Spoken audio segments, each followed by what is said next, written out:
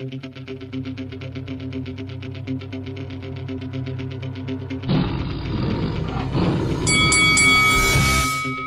is Ricky the Hitman Hatton, and you're watching Lights Out. This is Faisal Khan for Lights Out, and this is podcast 21 of the Lights Out Boxing Podcast. And with me, delighted to be joined by the usual faces from Boxing Domination, Mohim Uddin, and of course the guy that just hangs around like a bad smell, Mr. Mohsin Gulchi, aka Ron. How's it going, fellas? All good? Yeah, not bad. Yourself? Very well, thank you. Very well, thank you. I see Mohim's watching the boxing right now, so hopefully to keep us updated as time goes along. Before we get started, just wanted to remind the viewers out there, if they haven't already, please hit that subscribe button, and please follow us on all the social media platforms, Twitter, Facebook, Instagram, and likewise with Mohim's channel as well, Boxing Domination. We'll be sharing the link in our description. Podcast 21, few topics to talk about today, quite a few previews as well, but with every podcast we start off with a quick fire question.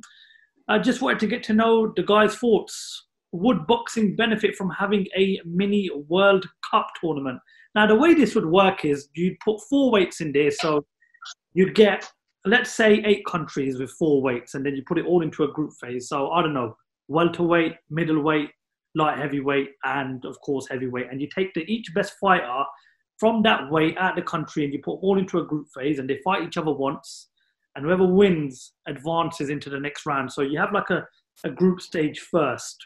Okay, and then whoever picks up the most points in the group stages goes on to the semi-finals and the finals. 8 teams, because we all know it's not like football. Boxing is a lot different. They probably need like 3 to 6 months to get in shape to recover from the first fight. Do you guys think something like that would work in boxing? I know we've got like the golden contract, and we've had prize fight, and we've got the contender.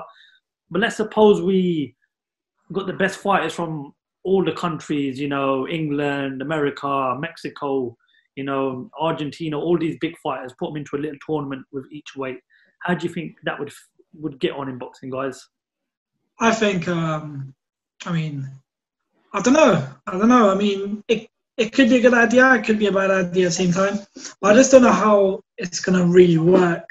But I know if it's anyone doing any tournaments, it's most likely going to be the WBC that's going to start off. Because they've been doing, I don't know what they've been doing. You know, I don't know, like I don't understand the WBC itself. But I don't know if it would be good or bad. I mean, I guess it will be good. At the same time, I think it's a bit confusing after hearing that. But I think it's a good idea. What you do is, you grab the best fighters from each country in all the 4 weights. So. And then you put them all into a group phase with each weight, welterweight, middleweight, light heavyweight, and heavyweight. You have like a group phase where they fight each other once, and then the top 2 advance into semi-finals and the finals. They're representing their countries. Kind of similar to like the Olympics, because I believe the Olympics has how many weights competing in it? There's a number of weights competing in it. But it'd be good seeing the professional side of the business. Ron, you've always got a lot to say. What's your thoughts on the mini World Cup in the professional side of boxing? I can't see the professional ranks being interested in that, really, just because of the quick turnaround and lots of fights. I think it more appealed to maybe the amateur scene, you know, to give that more exposure, something like that, you know, give them a bit more relevance to those fights and get more fanfare behind it. Potentially a good idea. I'd like to see the best fight the best, and I like the whole. Kind of applying the Football World Cup kind of idea to it. So, yeah, I think it could work. But could I see an Anthony Joshua or Tyson Fury representing the UK? Probably not, because those guys fight, twice a year if we're lucky. So, yeah, could you imagine them fighting in a short period of time? I think the logistics of it, they've got too many commitments with different ranking with different organizations. So yeah, I mean, I like the idea, but I think with amateurs. Well, food for thought. It's an idea. It might be something we might see one day. Maybe we might see more of it in the amateur side of things. Let's move on. Let's talk about last weekend's boxing action. And my goodness me, what a great weekend of boxing it was. We have to start off with Daniel Dubois versus Joe Joyce. First of all, a phenomenal fight. No, credit to both fighters putting it all on the line. It was a thrilling and entertaining fight. But the real eye-capturing moment had to be was what went down in the 11th round. Now, we all know Joe Joyce won the fight. We all knew what type of a fight it was going to be. Many people believed Daniel Dubois would go through him. I said it from the beginning when that fight was made, I believe Joe Joyce's experience would be too much for him. But the question on everyone's mind is, and it's a question I'm going to relate to you guys, and Ron, I want you to break it down for me first. Did Daniel Dubois quit in the 11th round? I think you kind of hit the nail on its head when you said eye-catching performance there. I mean, look, what's the guy supposed to do? I mean, that eye was closing up for many rounds. I mean, that peppering that jab that he used so well, Joe Joyce, and that movement to the right to kind of stop him from kind of landing those bombs. And you know, it was difficult for Dubois because he had to keep on resetting himself, and he did land a few, but Joyce used his experience. Did he quit? I mean, look, the thing is, you know, when you're in a heavyweight, when you can't see out of one eye, what are you supposed to do? I know I saw Dillian White kind of go into Daniel Dubois. I've heard a lot of people, he quit. I think, you know, as a boxer, as a human being, you know, you want to see another day, you know, you want to keep that eyesight, you want to keep that career going forward. I mean, it's all good and well if he got knocked out or, you know, referee stopped it, but if that eye was, you know, is a fractured eye socket, wasn't it? Mm-hmm. I mean, we've seen how bad that is. I mean, look, Kell Brook, you know, against Gennady Golovkin received a similar injury and he went down in the same way. I don't know. I mean, you know, he's a tough man. He's never been down before, Dubois. And it was kind of a bit of a shocker that he took a knee and he didn't come up after that. But yeah, I mean, I leave it to you, you know, for everyone, boxing fans to decide, you know, did he quit or not? But I think he made the right choice in the grander scheme of things. If Mohim was a betting man on Saturday night, he would have won tons of money because he said on podcast 20, Joe Joyce will stop Daniel Dubois in round 11, which is exactly what he did. Mohim, first of all, the performance of Joe Joyce's, were you all surprised at the way he performed on the night? And secondly, do you believe Daniel Dubois quit or he didn't? I knew Joyce was going to win. I did make my statement. Joyce made his statement, but I sort of did say Dubois never really had a proper fight prior to the Joe Joyce fight. Fights like Ricardo Snyder's, Larty. Well, Larty was a good learning fight. Johnson was a good learning fight. Snyder's. Those fights can't get you to win against the likes of Usyk, Joyce, Joshua. Definitely not Fury. No way. I mean, Frank was talking about getting him, with like Dillian White. I mean, come on, man. Just doesn't make sense. I think Joe Joyce, the thing I was very impressed with is the fact that Joyce didn't have to use any other combinations rather than just keeping it very basic. He beat Daniel Dubois from just basic boxing. Really, the most important thing about the entire fight was the jab. It was the jab that made that eye worse and worsen. And I think it was a great decision that Dubois actually went on his knee. Look, I know everyone's having a go at Dubois for taking a knee. They're saying they quit. Matthew Macklin, by the way, I don't know if you guys saw the tweet. Denzel Bentley tweeted as a quote. Matthew Macklin said Kell Brook was a warrior when he took a knee against Golovkin, but then Dubois against Joyce, he called him a quitter. So it doesn't make sense. So no. I think it makes a lot of sense. It's the fact that he's taking a knee. He's only, 23? He's not even 24. He's turning 24 this month. So taking a knee right now made the most sense. He's still got many years left in boxing. If he was to go on for another 2 more rounds, he would have been potentially, blind. And he fought from round one with, I spoke to a few people in his team, and they said he actually potentially broke his eye socket before the mid rounds. So to fight on for all those rounds with it wasn't fractured at the time, but it was sort of getting there. So to fight with that many rounds is unbelievable. So no, I think it was a good decision, career-wise, to take a knee. I think it was. We need to take into consideration as well the fact that it was such a high caliber fight. It was a pressure fight. Joe Joyce was boxing brilliantly as well. I'm not going to say he quit. I just think it all just got too much for him, and I just think that he fought of tomorrow rather than today, and he knew that his eyes was not right. And I think if he's taken a knee because he's struggling to see, then he's done the best thing for not only his career but obviously for the rest of his life. And I think he did the right thing by stopping and just taking a knee and having done with it. I mean, it wasn't a one-sided affair. It was, obviously Dubois was landing the bigger punches, but the greater volume of work was from obviously Joe Joyce. He boxed clever, he moved clever. I mean, obviously that amateur experience paid off, but if that went to points, it wouldn't have been much in it. But like Mohim said, I'm glad he made that decision of taking that knee and thought, actually, I'm only 23. I've got many more years ahead of me. Why risk it all here?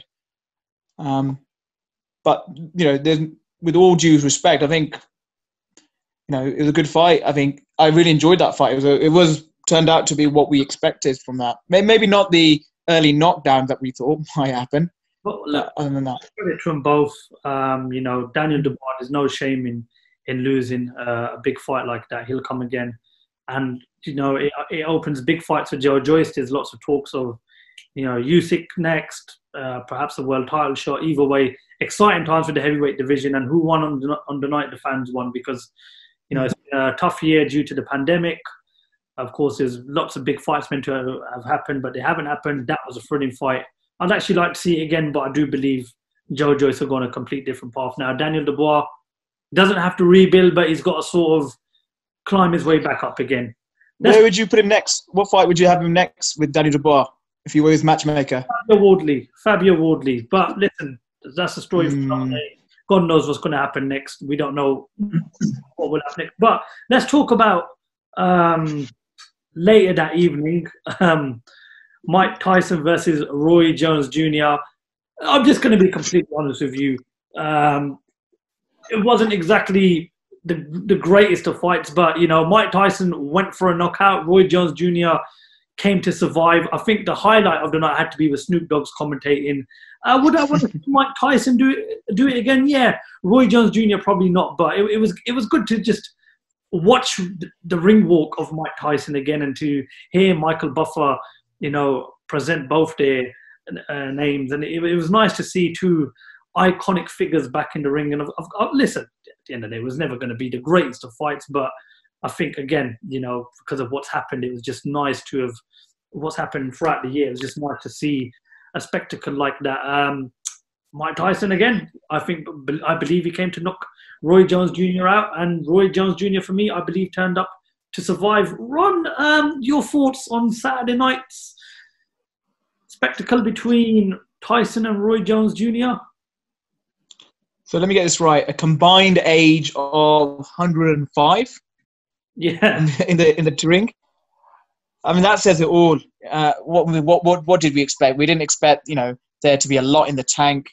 The early rounds, we saw a lot of kind of energy being exerted from both boxers. Obviously, Tyson was a more aggressor, coming forward, looking for the power punches. Obviously he came in a lot heavier as well. Roy Jones, you can see that old swagger about him. That low guard, hands dropping and using that jab. But I'm sure he would have loved that, that speed and agility that he had from yesteryear, and all these little tricks that he used to pull off, when he was right in the ring. And we would love to have seen those hooks landing, but it just wasn't happening for him. And he felt it. He's on the back foot for a lot of the time in that fight. But, you know, at least this generation now can say they've seen Mike Tyson and Roy Jones Jr. fight. I mean, rather than just, well, maybe not the best of them, but you know, at least they could say that they've seen them fight live. Well, I mean, Mohim, what was your thoughts on Saturday night's fight between Roy Jones Jr. and Mike Tyson? You know, is it something you'd want to see both do again, or for you, that's it, final time? Before I say it, Eubank just beat Egbenike. Okay. But you know what? I thought the fight was better than I expected. But again, you know, for a 54-year-old man, I have to say, and for a guy who's only fought 8 times in the last 20 years, he was in good shape. He was in very good shape. But I find it so funny. Like, it makes me laugh when people say he will beat Tyson Fury or Joshua. Like, it's not possible. You know what I'm saying? He's not going to beat any of the top 20 heavyweights. I'm sorry to say, he won't be. The punch resistance ain't there. You know, Tyson's trainer actually said, I've actually watched an IFL interview where Fury was asked, well, Fury was told that Tyson's current trainer said, Mike will beat Tyson Fury right now inside 5 rounds in a knockout. Listen, business-wise, it makes a lot of sense for Mike to get in the ring, even for like an exhibition fight. But overall, if you're asking me if I think the fight was good, I would say, yeah, it was. You know, I know the pay-per-view numbers were great. The purses were really good as well for both fighters. Business-wise, Mike Tyson's rich again. So, you know, he's made, I think, around like 7.5 or 10 million from that fight. After pay-per-view and everything. So it's definitely worth, you know, the price. But, I personally wouldn't pay for Tyson fighting anymore, really. I didn't pay for that fight either. You know, I didn't pay for the Roy Jones Jr. fight. But it is what it is. You know, I wouldn't pay £20 no way. But, you know, it's good to see him back in there. What we seem to be forgetting is that, you know, we tend to take these fighters for granted when they're in their prime and in their career. You know, a boxer's career goes by just like that. And look, at the end of the day, 9 times out of 10, you probably don't pay the money to watch that. But because it's once in a blue moon, and as I strongly believe they'll never fight again, you do pay the money because you want to just see is it still there? You know, that excitement, is that excitement still there? You know, or is this what they're making it out to be? And I believe that. I believe the whole event sold itself. I mean, I thought the Badu Jack fight that he was in was very good. The Jake Paul and Nate Robinson fight, because of the names, sold itself. I think the whole event was good. Was the main event a good fight? Like I said, I believe Mike Tyson turned up to knock Roy Jones Jr. out, and Roy Jones Jr. turned up to survive. Had it been an Evander Holyfield in there with Mike Tyson, who knows? But look, again, it's something we probably won't ever see again. So I'm just glad we got to see him do it one more time. As I said, Snoop Dogg's commentating was hilarious for me. I'd love to see him on Sky Sports or one of Frank Warren's shows, because the commentating was just ridiculously hilarious. Let's wait and see what happens. Ron said it himself last week in the last podcast. You know, let's not rule out a legends-only league. Evander Holyfield's now chasing Mike Tyson for a 3rd fight, and the guy's beaten him twice. So who knows? But anyway, look, we move on because we've got lots of boxing action to talk about, especially this weekend. And it starts on Friday night. The WBO Super-Middleweight champion Billy Joe Saunders defends his title against Martin Murray. Martin Murray, a guy that's fought for a world title on numerous of occasions. He came up close to it. Even when he went to Argentina, everybody had him winning. It was just one of those unfortunate ones. So what Martin Murray said today in the press conference, that he's got nothing to lose. Does Martin Murray come into this fight as a dangerous fighter because he's got nothing to lose? He fought for a world title, and this is probably going to be his last fight, win, lose, or draw on Friday night against Billy Joe Saunders for the world title. I mean, I've always liked Martin Murray. You know, he's been that boxer that's not been afraid to go to people's backyards. He's been, you know, little bit hard done by with decisions going against him. And I think it would mean the world to him if he was to win this fight. So it's a dangerous fight. You know, Martin Murray isn't the same fighter that he was. Who did he fight in Argentina? And who am I thinking of? Sergio Martinez. Sergio Martinez, that's the one I'm thinking of. Was that in Argentina? I'm not sure. But yeah, I think he was robbed there. And he fought in Germany as well. Name escapes me. Yeah, so two big fighters. I mean, and he just decisions didn't go his way. I mean, I'd love it for him to win, just because he's a nice guy at boxing. He was messed about previously, against Billy Joe Saunders. I think it was like a late pull. I mean, did BJS kind of pull out quite late? Twice. Yeah, so he's got a bit of that extra little bit of fire there to.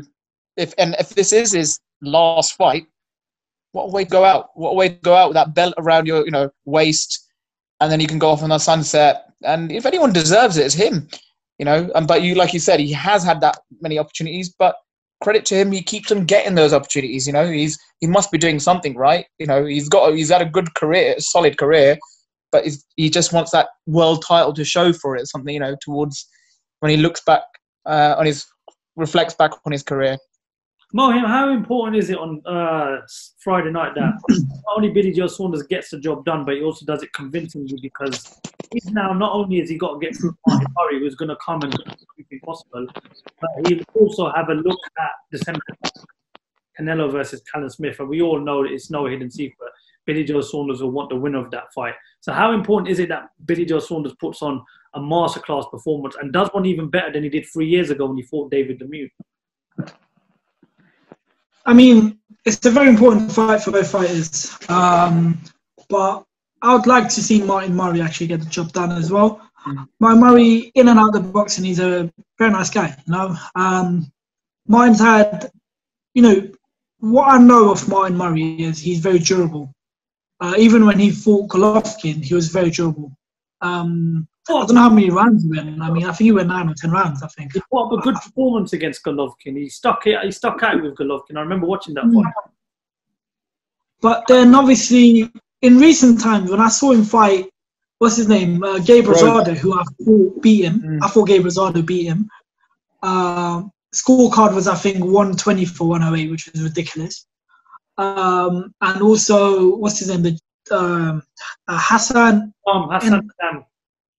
Yeah. So obviously, when he lost to him, so right now I'm sort of thinking, what can Billy Joe do to beat Thing, really? Because ever since the David Lemieux fight, I wasn't really impressed by Billy Joe's performance ever since he fought David Lemieux. When he fought the guy for the WBO title, Shafat Isufi, I don't know which round it was, but Isufi really rocked him in, I think it was in the last round, or round 11. He must have rocked him. Before he, I think it was in one of the late rounds when he got rocked by Isufi. I forgot which round it was because I remember watching it. But no, I think, honestly, if I was to put my money on anyone, it would be on, obviously, Billy Joe Saunders. But my heart tells me Martin Murray will get the job done. I think Martin Murray's, he knows this is his very last chance. It's the same with back in Bramall Lane when George Groves fought Fedor Chinov. I'm not comparing them, with each other. I think it was George Groves' 4th world title shot, 3rd or 4th. And no, it was his 4th because 2 Carl Froch fights, body jack, then it was Fedor Chinov. So I think Martin Murray's going to go in there as, I have to win this fight. If I win this fight, then I'm going to get the, likes of, I think it's at super middleweight, isn't it? Super middleweight. Yeah. Yeah, Billy Joe's career is kind of, I agree with you, Mohim, where you said his career is kind of stalled. I mean, after that Lemieux fight, we wanted him to go really up and maybe that rematch with Eubank Jr. to happen. That didn't happen. That fight with either Golovkin or Canelo. He didn't take that fight in September. He said too short notice. Then he's had problems outside the ring with doing things, which me and you, Faisal, have discussed. And that Sufi fight wasn't a great showing. I mean, myself and Faisal, we were there. That was a fight in Stevenage. Wasn't a great spectacle, but yet he's got a world title. So. I said, look, good on, go for it. Both of those fighters. So. You know what? As we've all mentioned, Martin Murray is a really nice guy in boxing, and he's done everything apart from winning that world title. If he can win that world title on Friday night, what a way to end your career. Achieve the one thing you have. But Billy Joe Saunders, there's a lot of pressure on him, I believe, on Friday night. He's got to look good, and he's got to do the job in good fashion. Because listen, Canelo Smith for me is the next 2 fights he needs to be aiming for, and the only way he does that is by winning and winning good. There's no 2 ways about it now. He needs to put in a good performance. Last year, when he fought in America on the KSI Paul Logan card, he wasn't. He's even said it himself. It wasn't a good performance, but his knockout in the end got him through, and it was a beautiful knockout as well. That uppercut he threw, and he has to put in a good performance on Friday night. He's got to look the part. And listen, if he's not up for this, Martin Murray is an experienced guy in these world title fights. 5th time lucky, who knows? And on Saturday night, BT Sports, another great 50-50 fight. Anthony Yarde versus Lyndon Arthur.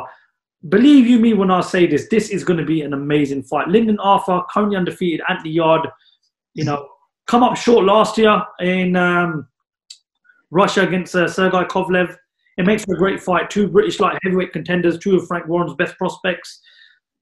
The fans, again, are winning on this one because, like I said, you've got 2 British prospects putting it all on the line, a 50-50 fight, a fight that they could have perhaps built up for another year, but they thought, no, let's get it on now. Let's make it happen for the fans. Again, December is a great month for boxing, and this is another top fight. I look at it 2 ways. I believe Anthony Yarde's fought for a world title, put up a gutsy performance against Kovalev, came up short. In order to get back to a world title shot, he has to put in a good performance, and he's got to beat Lyndon Arthur. Lyndon Arthur, this is his big chance now. This is the big fight he's been waiting for. So it's like a first rodeo for him in terms of the big fights. And we all know Anthony Yarde is probably, it's between him and Josh Boazzi, who's the top 2 in terms of light heavyweights. So this is a massive fight for them both. Guys, break it down for me. Lyndon Arthur, Anthony Yarde. Who have you guys got winning this one Saturday night? I mean, you said about Anthony Yarde, he's got that experience fighting at a world level.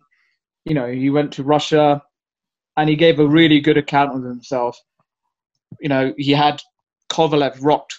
I think it was just that one more flurry that he needed and it would have been over. I think he boxed really well. I think he just gassed out, unfortunately. It wasn't anything against his performance as such. And he had a lot of heart, a lot of courage.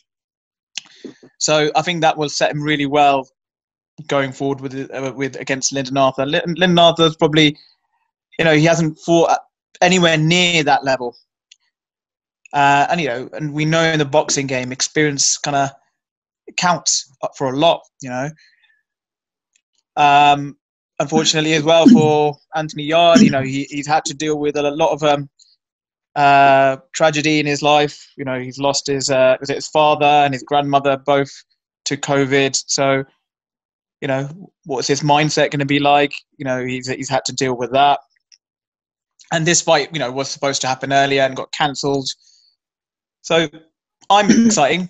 I'm excited to go, and want to see more of Lyndon Arthur. So I think that's something I'm looking a bit more excited to see. So, where are you with this fight on Saturday night, Lyndon Arthur and Anthony Yarde? Because I don't believe it's getting the recognition that it deserves. I don't believe it's getting the attention that it deserves. Because as I mentioned when I first introduced it, it's 2 of Britain's finest light heavyweight prospects fighting. It's a great 50-50 fight, and what's your thoughts on it Saturday night? Who do you see winning this one?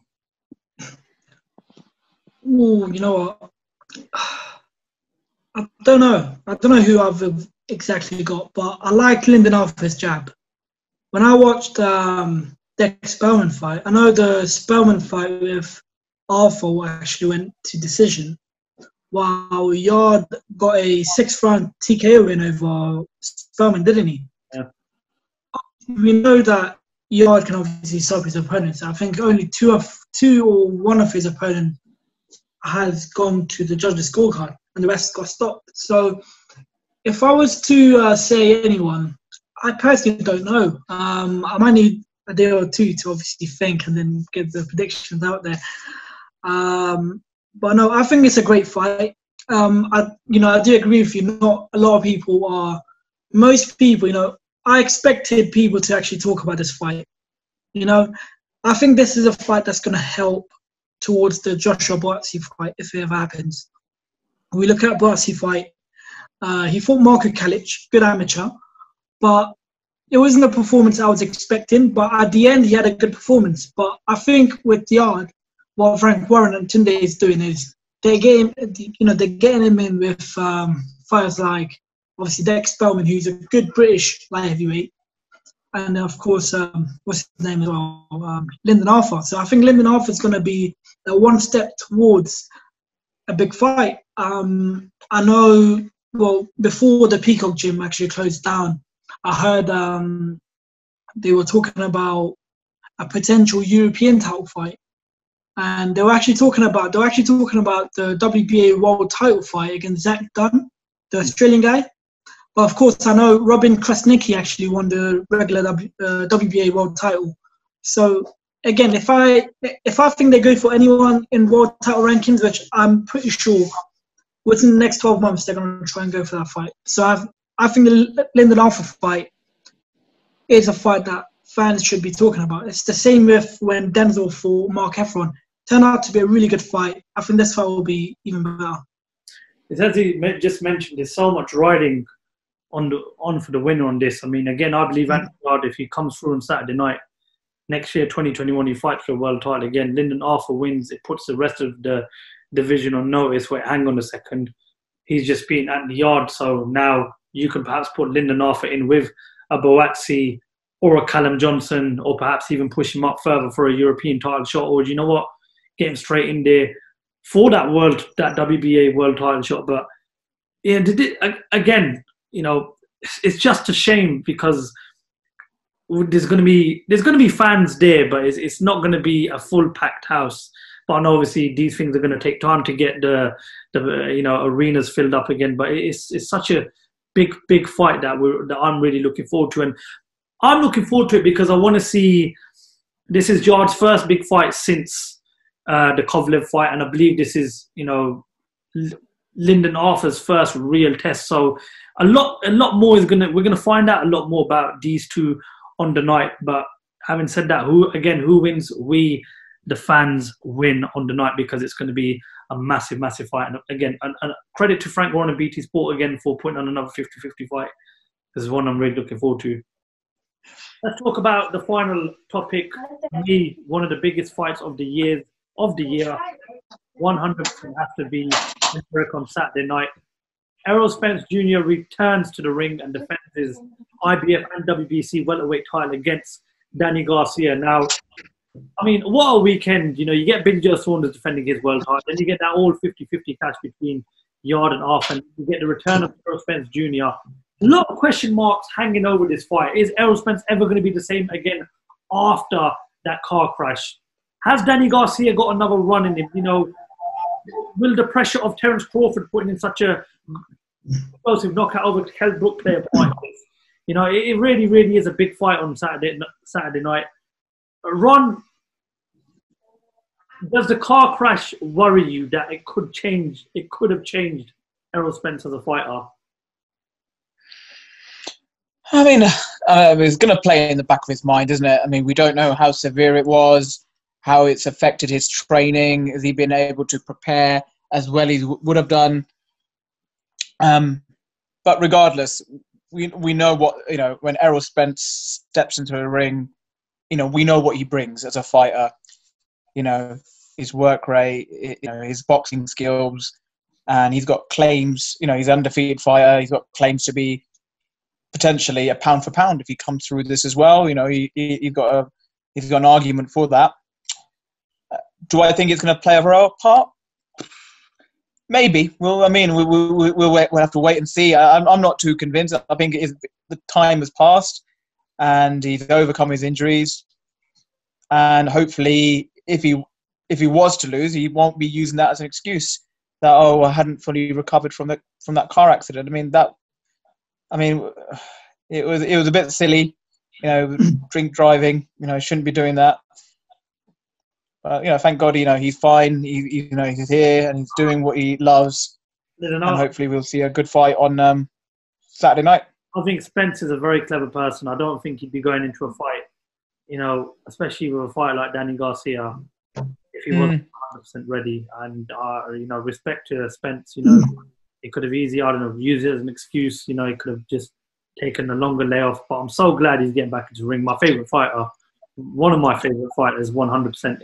And let's be honest as well. He's not going against any fighter. He could have picked any welterweight in that, or any fight in that division, but he's picked an elite level. So I think that has only lost Keith Thurman and Sean Porter. Yeah, exactly. So that brilliant fighter as well.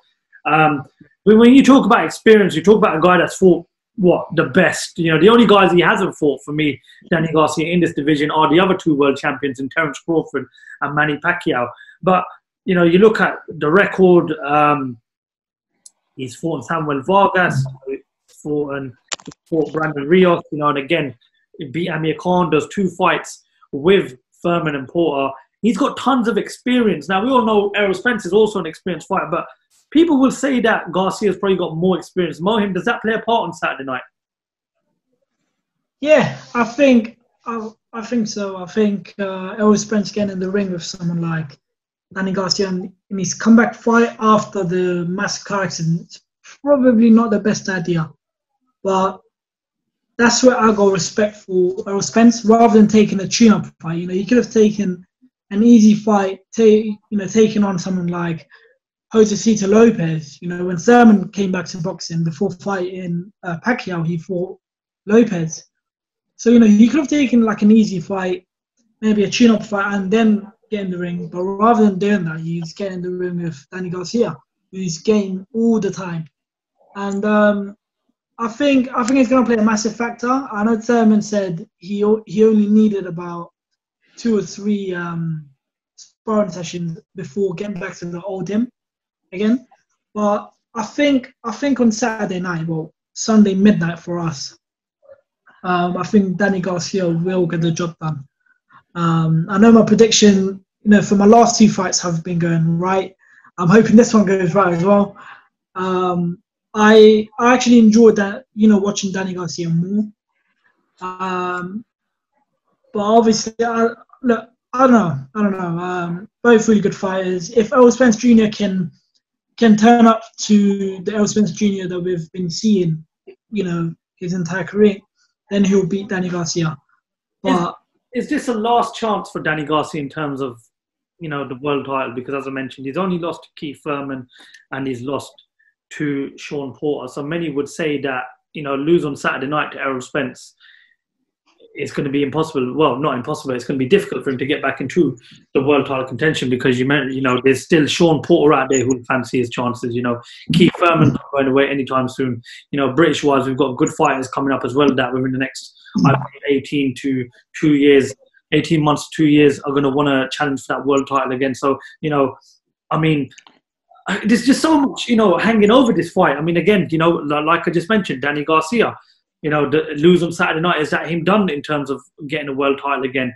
Errol Spence will know that a good win and a good performance pushes him closer to that fight everybody wants to see against Terence Crawford. Even the Manny Pacquiao fight. Manny Pacquiao versus Errol Spence is a huge fight. It's a fight that I would love to see. But Ron, what's your feeling about Danny Garcia in terms of, is this his last sort of like hurrah in terms of challenging for a world title? I don't think so. Look at the manner of his defeats to, the names that you mentioned. They've been points decision. They've been quite close. He's been in the fight. He's just, the opposite fighters just going to outbox him a little, I think Danny Garcia's still got a lot to offer in the division. He's an exciting fighter. You know, his dad is obviously fantastic to have. You know, kind of at the press conferences. I think his dad played a huge role in winning that fight for him against Amir Khan. Maybe that psychological games that he played. No, I mean, I can't see Danny Garcia kind of getting knocked out or anything like that. If he was to lose to Errol Spence, it wouldn't be like, oh my God, you know, it's a shock. Some people probably put Errol Spence as favourite anyway, you know, despite the crash. So, you know, I've got high hopes for him. You know, I hope he does get that elusive world title that he's been chasing for quite some time. But that division is, you know, that's one of the best divisions. I mentioned welterweight. I mean, we can name, you know, he's one of the elite fighters in that division. I mean, then you throw in Pacquiao, then you throw Terence Crawford. You know, the list goes on. I mentioned some of the names. You know, I forgot to mention Mikey Garcia and you guys as well, who are, you know, we all know Mikey Garcia, what he's achieved in his career. There's one name I never mentioned, and that is a fighter that will move up to 147 when he does become the undisputed super lightweight champion, and that is Josh Taylor. And for me, they're not going to wait around with Josh Taylor, because I've just got a feeling next year you're going to see Josh Taylor fighting Terence Crawford or fighting Pacquiao or Manny Pacquiao or Errol Spence, because I don't see the Jose Ramirez fight happening. You know, you've got a lot of politics in boxing. But I can just see Josh Taylor this time next year getting ready for one of the three champions at the time. He's ready for 147 for me. He's going to be brilliant at 147. Another favourite fighter of mine. I can just see Josh Taylor coming up to 147. You know, it makes perfect sense. You know, if he does fight Ramirez and he does become the undisputed super lightweight champion, then by all means necessary, he should be moving up. Does he wait around to fight Jack Catterall, who won on Saturday night? I don't think he does. And I don't think there's anyone else in that division that will, you know, does a rematch with Regis Prograis make a difference? You know, Maurice Hooker, is that a fight that he'd be? I don't think so. I do honestly believe that this time next year, you will see Josh Taylor in 147 challenging the likes of the Crawfords and the Spences, you know, maybe even the Mikey Garcias, the Danny Garcias. And I think that makes that 147 even more and more exciting. But back to Saturday night. Great fight. Every time Spence has been in the fight, I've enjoyed watching his fights. I believe the Sean Porter fight for me was fight of the year last year. I believe the Kell Brook fight was also a good fight. I think this fight will be even better, because style make fights, and we both know that Errol Spence, he's got a tremendous engine on him, and Danny Garcia is a come-forward fitter as well. So I believe it will be a good fight. But yeah, I just think Spence, I don't think the car crash is going to play a part. I believe Spence wouldn't take this fight if he wasn't 100% fit. He's a clever guy. He's a smart person. And I've got him down as one of the best fighters in the world. And it's a brilliant fight. And again, it rounds up a great weekend of boxing. Let's get to the predictions for the three fights. Let's start off with Friday night's world title fight in the super middleweight division. Saunders versus Murray. I'm going to go for a Billy Joe Saunders knockout between rounds 8 to 10. Ron, your BJS on points. Mohim? I think as well. I think Billy Joe is going to go on points. There's no way to knock out. Unless there's a cut or something, but no, I can't see a knockout. So it's going to be points. I think we're going to see I can just tell by his body language in the press conference and the interviews on the Matchroom YouTube channel. He's bringing his A game on Friday night. Saturday night's fight: Lyndon Arthur versus Anthony Yarde. I'm going to go for Anthony Yarde knockout in round 9. Ron? I'm going to be a bit contentious here. I reckon it's going to be a draw. I think, I can see weirdly that happening. Them just and they'll have to have a rematch, and you know that will be built up by Frank Warren. So get down the bookies tomorrow, Ron, and put a cheeky tenner on it. Mohim, Yarde versus Arthur. What's your prediction? Oh, you know what? Ron does make sense. I can't lie. Ron does make sense, because first time I'm hearing that in my life. If you watch the Bentley and Heffron fight, that won a draw, and then the second fight, the numbers are pretty good. The numbers were actually, I think, the double of the first fight.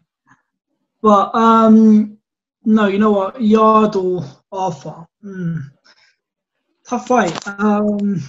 Obviously, I'm going to go with... So is it 12 rounder or 10 rounder? 12 rounder. 12 rounder. I'm going to go with Yarde, either late stoppage or decision. It could be a draw. You know, I mean, it's worth betting on it. Ron talks a lot of sense, right? I've known Ron most of my life. Ron said to me once upon a time that Virgil van Dijk is the biggest waste of money. He said it the day he signed for Liverpool. You don't believe me? I'll go on my Facebook and I'll pull out the status and I'll screen munch it and I'll send it to Instagram later on. But Ron does not always talk sense. Just because he's got like a BBC radio voice doesn't always talk sense. Okay, just no disrespect, Ron.